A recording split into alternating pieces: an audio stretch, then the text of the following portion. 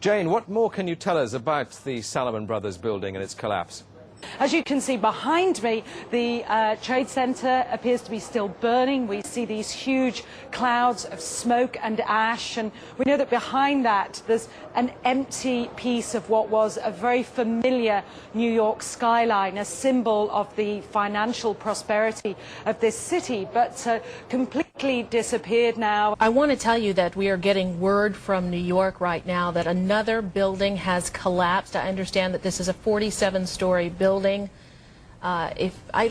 we have pictures of it? I guess that's smoke now. Correct me if I'm wrong in the control room, please. But is that smoke coming from this third collapse? Okay, that is what we're understanding, which makes sense because it looks like the sun is going down. But the heavy black smoke once again. Jane, I think many of us, when we heard the news, perhaps on the radio earlier today, were completely flabbergasted by it and just couldn't comprehend it. I mean, it almost sounded too far-fetched. I was wondering what it's felt like for you being in Manhattan. Well, unfortunately, I think we've lost the line with Jane Stanley in Manhattan. Perhaps we can rejoin her and follow that up later.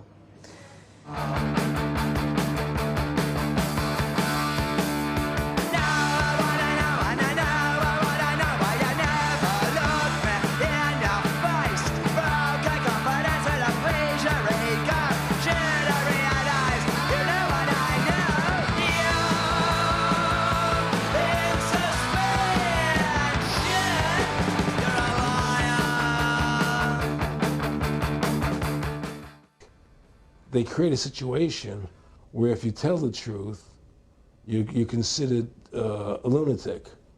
You know, in other words, if someone goes on a TV show and says 9/11's an inside job, oh, you're an idiot, you're crazy. They call you names. You can't be afraid of that.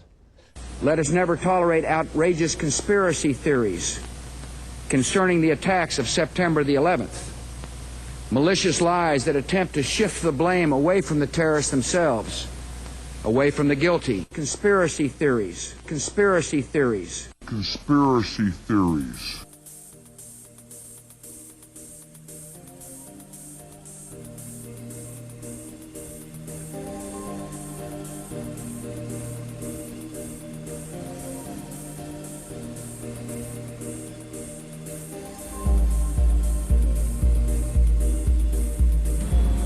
On Tuesday, the 11th of September 2001, as American Airlines Flight 11 pushed back from the gate at 7:40 a.m., there happened to be a routine defense training exercise taking place at the US Air Defense Command.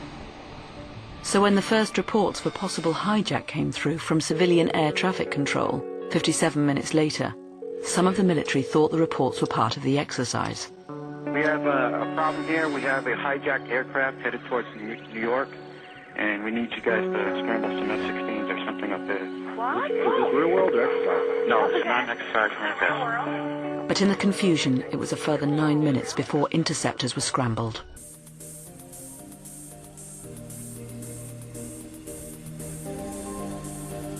To be honest with you, we arrived on late Monday night and went into action on Tuesday morning.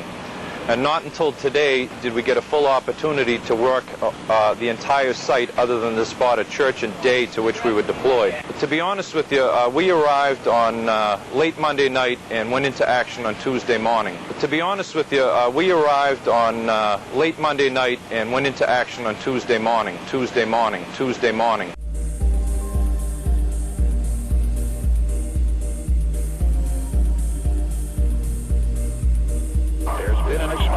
Deep below the 110-story towers of the World Trade Center in New York City. In October of 1993, there was a car bombing of the World Trade Center. The bombing was not successful in bringing the building down because the car was parked too far away from the interior columns. The bomber was a 43-year-old Egyptian, Imad Salim. According to stories from the New York Times, Salim was paid $1 million and was trained by the FBI to perform this reprehensible act. Salim figured out that he was being set up to be the patsy and taped John Antisev. Antisev, a top American FBI agent, told Salim to proceed with the bombing. Last winter, the FBI was praised for its speed in cracking the case of the World Trade Center bombing and bringing 4 suspects to trial. Now, there is some evidence that the FBI may have known of the plot in advance through an informant and might even have stopped the bombing that killed 6 people. Correspondent Jacqueline Adams has the story. FBI agents might have been able to prevent last February's deadly explosion at New York's World Trade Center.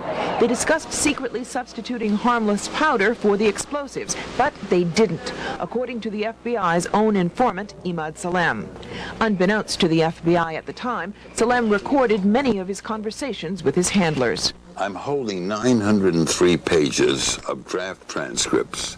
William Kunzler represents Sheikh Omar Abdel Rahman and several others charged with conspiring to blow up a series of New York City landmarks 4 months after the World Trade Center bombing. That case has not yet gone to trial. Kunzler confirmed newspaper reports of the Salem transcripts. In one, Salem complains to an FBI agent, "Since the bomb went off, I feel terrible. I feel bad. I feel here is people who don't listen." The agent replies, "Hey, I mean, it wasn't like you didn't try and I didn't try. You can't force people to do the right thing." There is material in here to show gross governmental misconduct.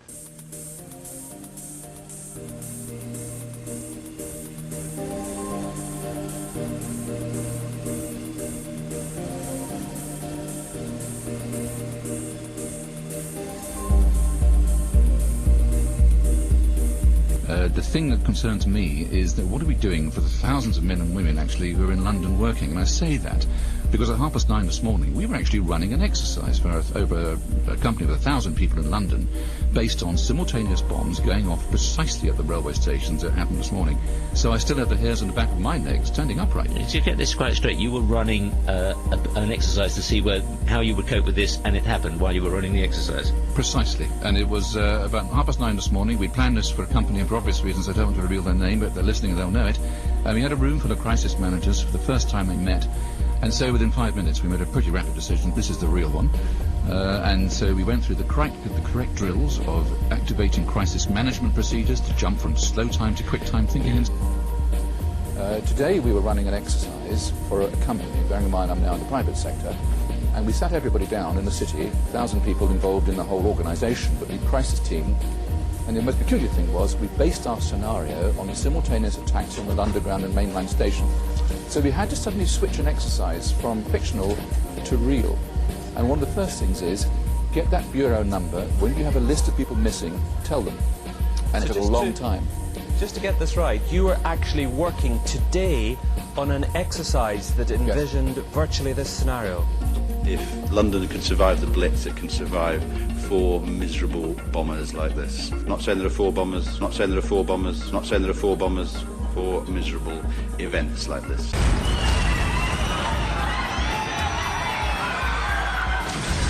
To understand the London bombers and who perpetrated them, you first need to look at 3/11/2004, the bombings in Madrid, Spain.